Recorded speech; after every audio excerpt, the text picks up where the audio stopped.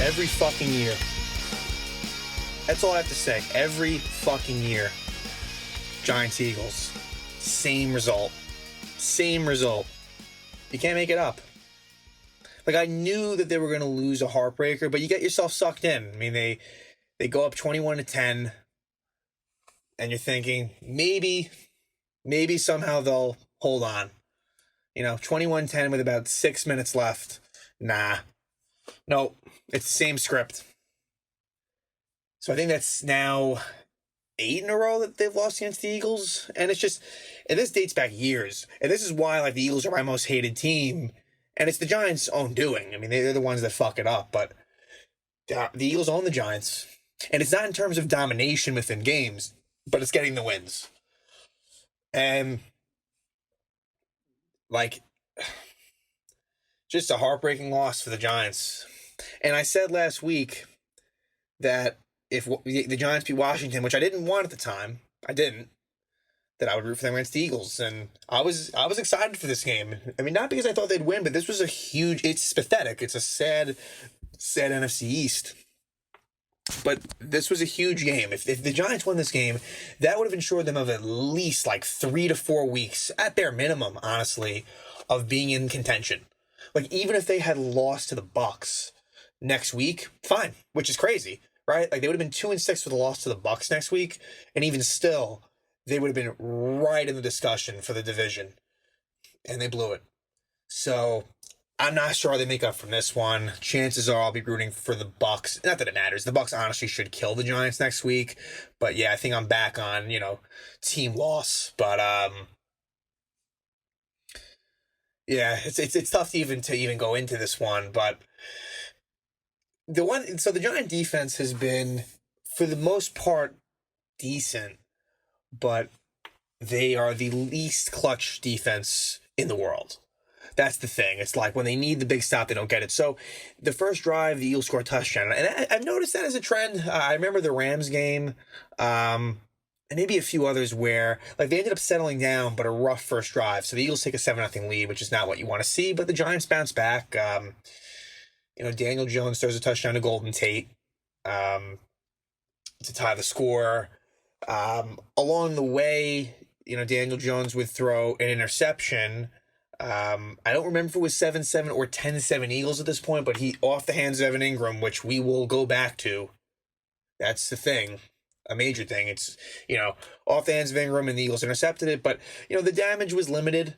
It definitely was. Then the Giants had also, Deion Lewis had fumbled at the end of the first half, but the Eagles, Jake Elliott missed a very easy field goal. So at half, the Eagles could have definitely been up by more. Carson Wentz threw a bad interception. So I think if you're a Giant fan going in at half, you're fortunate because the Eagles definitely dominated time of possession. And they were only up by 3.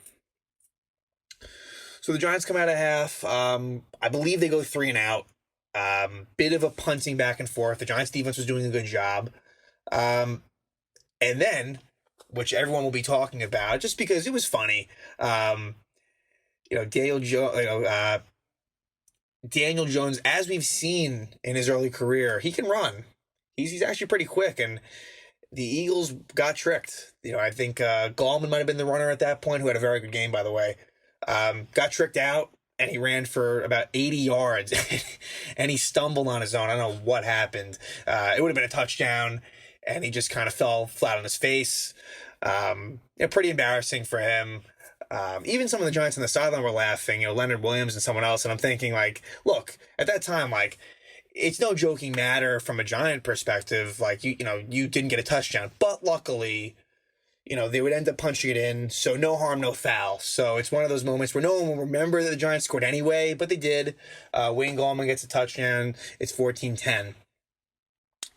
And still, the Giants defense was holding the Eagles down enough, and at the end of the third quarter, or maybe early fourth, around that range, it's 14-10 Giants, and the Eagles go for it on 4th and goal from like about the 2 or 3. They don't score, which I thought was an interesting call right there. I personally, if I were them, with the way the game was going to that point, I would have just taken the 3.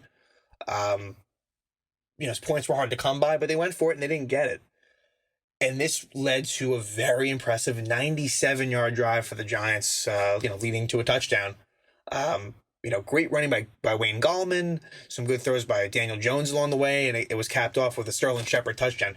And that was a big difference. Him coming back, he looked fresh, made some good catches, showed some good burst. So definitely, having Sterling Shepard back is definitely a welcome sight. Darius Slayton was shut down tonight. He was a non-factor. Golden Tate had that. I think Shepard coming back, I think, opens up a little bit more room for Tate. So really impressive drive there, especially up 14-10 when I'm thinking, all right, like now they're going to stop scoring and, the Eagles will take the lead easily. That wasn't the case. So the heartbreaker kind of, intensified more because they actually took a 21-10 lead with a little over 6 minutes left. And so this is where the game turns. So second down on the next drive for the Eagles. There's about 6 minutes left. And the Giants get a sack.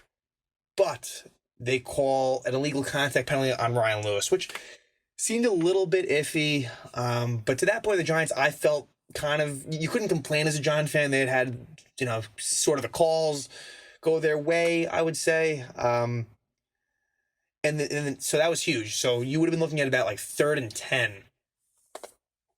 Sorry, not 3rd and 10. 3rd and 15 to 17. You'd be in a good situation with all the momentum. Granted, the Giants are not a good third down defense, so you never know what would have happened, but still. So now they have a first down, and all of a sudden, a very deep, long completion to a Hightower. And Ryan Lewis, terrible defense. I'm not sure what he was looking at. It was terrible positioning. So after he takes that crucial penalty, so he's like my first go to the game, right? Ryan Lewis, individually, right? There's going to be 3. He's the first one. Just a terrible defense, and this would lead to the Eagles quickly getting a touchdown. I believe it was Greg Ward got a touchdown, and Madre Harper. And these are like guys off the street, right? Like I don't expect any like non-Giant fans to even know who these guys are. Ryan Lewis and Madre Harper, guys who they picked up this season, kind of journeyman types, and Harper takes a stupid. Unnecessary roughness type penalty after their touchdown. It didn't hurt them because the Eagles didn't convert on the 2-1 conversion. And here's the interesting thing. So as from a Giant fan, as good as it was that they didn't get the 2-1 conversion, I actually think if they got it and made it 21-18, it may have actually helped the Giants in the long run. Because now when you're down 21-16, it's like, there's no thought process. It's like, all right, we need a touchdown and nothing else. Sometimes when teams, like, if they get the field goal, like, that helps them too, they become a little bit more passive and it's just a different feel. So, again, obviously you like that they didn't get the 2-point conversion, but, now it's 21-16. And so the next drive, the Giants are moving the ball. So now there's about, like, 4+ minutes left and it's a 5-point game. And I'm thinking, all right, here we go, 3 and out. The Eagles get the ball back and easily win. No. The Giants actually moved the ball down the field. Wayne Gallman had a really good game. Devontae Freeman they never really said during the broadcast, but he got hurt. He was like barely involved. Something was clearly up with him. And Gallman, played pretty good. Pleasant surprise. And it leads to eventually a 3rd down. Probably about 3rd and 6 or 3rd and 7. Ball's about around, can't speak, about midfield. And probably 2 minutes and 20 seconds or so to go. And Daniel Jones drops back, throws a pretty good ball, pretty solid pass to Evan Ingram, who drops it. This guy can't catch the ball. We've seen it. This is just the last of Jerry Reese's just horrible picks. Terrible first-round pick, Evan Ingram. The guy shows potential, but he's a bum. There's nothing else you can say. I mean, that's just... And he was accountable after the game. He said, I got to make that play. And he's right. He had to. And you knew when he dropped that they were going to lose. You just knew it. If he catches that, at worst, you're looking at overtime. And even that would have been a stretch, honestly. The Eagles would have needed a lot to go their way, including so I'm thinking the Giants get a field goal, the Eagles, with no time left, get a touchdown and a 2-point conversion. It would have been tough. So I'm saying, in a worst case scenario, you're going to OT. He drops it. So the Giants punt.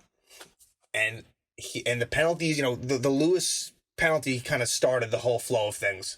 So then it was either, so Deshaun Jackson gets hurt. It was either a penalty on Corey Ballantyne or Madre Harper. Now, I think they called it on Ballantyne, but I didn't see a penalty on him. To me, if anything, it was on Harper for, an unnecessary roughness, which he had taken earlier. So Harper's I guess Ingram's my second goat, and then Harper third. And this is in no particular order. This is just three guys that just, led to them fucking it up. So Harper, I'm not sure who was on, but still stupid. And so where you could have had, the Eagles inside maybe like the 15, now the Eagles have decent field position, and they're easily driving down the field very quickly. Big play to Richard Rodgers. There was a penalty on James Bradbury. This was pretty easy. So now things get interesting. So they're down there with like about a minute left or so.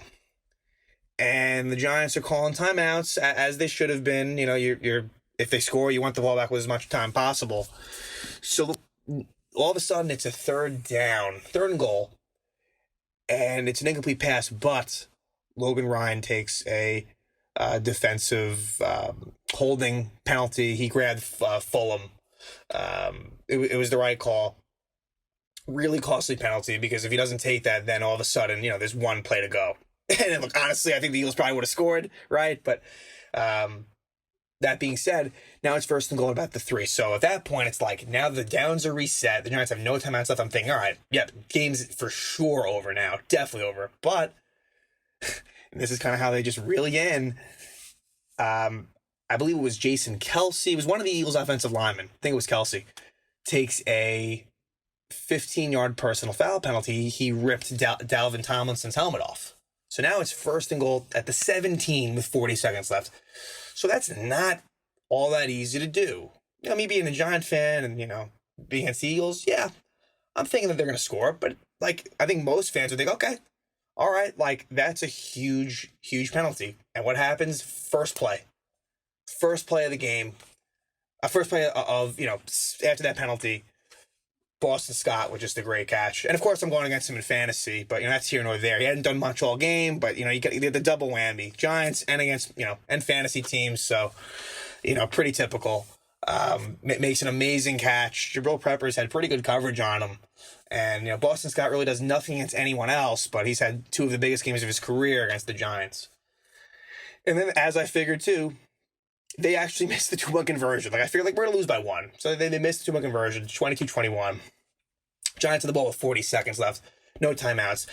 If the Giants were on defense in that situation, that team's easily driving the field and winning the game. Giants didn't even move the ball. There was a holding penalty. They were dinking and dunking. And then eventually Jones fumble. Jones gets sacked, fumbles, Eagles recover, and that's ball game. So, yeah, I think the Giants are in rough shape moving forward. Clearly they play hard under Joe Judge. Things, in some ways, I guess, are improving. There's things you like. I thought Daniel Jones tonight, he played a pretty good game. There's always going to be the mistakes, and there were again, but I thought this was a, step in the right direction for him. But look, as much as I can't stand the offense in many ways, they had a 97-yard drive, 15 plays. They gave him a 21-10 lead. This was Carson Wentz's first ever comeback, down by 10-plus points in the fourth quarter. He was 0-17 previous to this. Again, for me, the main thing is you can't make it up. Same thing every year. It's just I can't get that out of my head. It's just the same shit, and it's frustrating as a Giant fan that, it's really against the Eagles and the Cowboys, but in particular the Eagles. It's the way it happens. It's you wish they just got crushed. Losing 31-10 would have been a lot easier to handle. And with the Jets being as bad as they are, the Giants are in a bit of no man's land at 1-6. Look, is the number 1 pick still in play? Sure, it's unlikely. I wouldn't say it'll happen, but that's just about as likely as the Giants win a division in this garbage division. So I expect them to get creamed against Tampa. It's just, there's not a whole lot you can say. I think Giants fans, it's going to be a rough night and rough weekend, honestly, and thinking about this game. And it's one of those games where if one thing goes different out of 5, 6, 7 plays, they win that game. If Evan Ingram makes that catch, high probability they win that game. If Ryan Lewis doesn't, take the penalty, or he doesn't, fuck up on that high tower deep pass. There's just so many plays in my mind that, if it goes differently, they win the ball game. And Joe Judge after the game, I like him, but, he got asked, like, if they didn't, take advantage of an opportunity, if this was a missed opportunity. And, like, the easy answer is yes. And I don't think, like, that's stubbing any, I don't think there's anything wrong with admitting that it was a missed opportunity. And, like, he kind of, doesn't answer it straight. Like, why? Come on. Like, I don't think fans want that. Just tell it how it is. It's okay to admit frustration, and he just doesn't want to do that. It's on to Tampa, that type of talk. And, yeah, it's same old thing. It's not surprising, but unfortunately it hurts just the same. So, yeah, this is Giant football, 1-6. The worst team in arguably the worst division in the history of football. That's just how it is. So, we'll see what's in store next week. But, yeah, fuck this.